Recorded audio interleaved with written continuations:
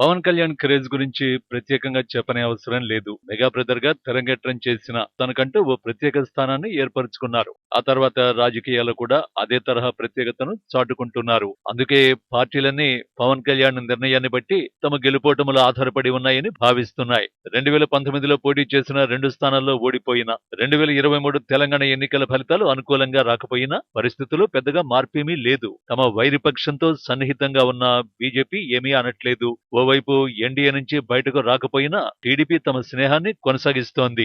ఏపీలో ఎన్నికల count down ప్రారంభమవడానికి ఏడాది ముందు నుంచే ప్రతిపక్ష పార్టీ టీడీపీ కన్నా జనసేనపైనే అధికార పక్షం ఎక్కువగా టార్గెట్ చేసింది. ధైర్యం ఉంటే సింగిల్ గా రావాలంటూ ఛాలెంజ్లు విసిరింది. పర్సనల్ విషయాలపై దాడిని ఏ రోజు ఆపలేదు. సత్యాలు అసత్యాలు అని సంబంధం లేకుండా ఏదో ఒక ఆరోపణ చేస్తూనే వచ్చారు. ఇక దీనికి కొనసాగింపుగా వైసీపీ సోషల్ మీడియా సైతం ఆ వార్ని కంటిన్యూ చేసింది. ఇక ఆంధ్రప్రదేశ్ లో ఎన్నికల హడావిడి మొదలవగానే సీట్ల లెక్కలపై క్లారిటీ కోసం అధికార పక్షం ఎదురు చూస్తోంది.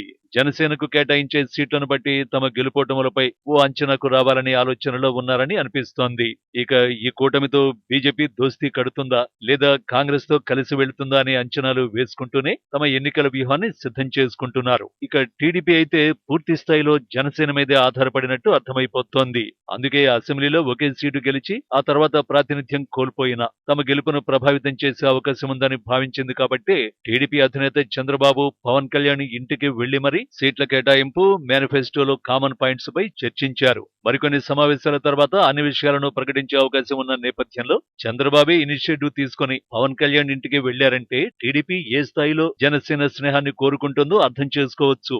అయితే ఈ సందర్భంలో జనసేన పంతాలకు పట్టింపులకు వెళ్లకుండా సీట్ల సర్దుబాట్లు అధికార భాగస్వామ్యంలోనూ కాస్త ఆచితూచి వ్యవహరించే అవకాశాలు కనిపిస్తున్నాయి. అసెంబ్లీ పార్లమెంటు సీట్ల విషయంలో ఓ అవగాహనకు వచ్చాక కొత్తగా పార్టీలోకి రావాలని ఇప్పటికే టచ్ లో ఉన్న నాయకుల్ని టీడీపీలో చేరాలా జనసేన గూటికి చేర్చాలా అనే విషయంపై కూడా క్లారిటీ ఇచ్చేందుకు ప్రణాళికలు రచిస్తున్నారు. పవన్ కళ్యాణ్ సీఎం గా చూడాలని భావిస్తున్న జన సైనికులకు ఎలాంటి వార్త వినిపిస్తుందో అనే భయం కూడా ఉంది. ప్రస్తుతానికి వైసీపీని గద్దె దింపాలి అనే భావనలోనే పవన్ కళ్యాణ్ ఉన్నట్టు అర్థమైపోతోంది.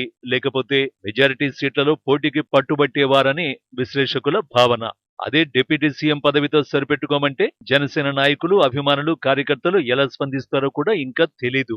ఏది ఏమైనా పవన్ కళ్యాణ్ చుట్టూ తిరుగుతున్న ఏపీ రాజకీయాలు అతన్ని కింగ్ ని చేస్తాయా కింగ్ మేకర్ ని చేస్తాయా లేక ఏమీ లేకుండా మిగులుస్తాయా తెలియాలంటే మరికొన్ని రోజులు ఆగాల్సిందే.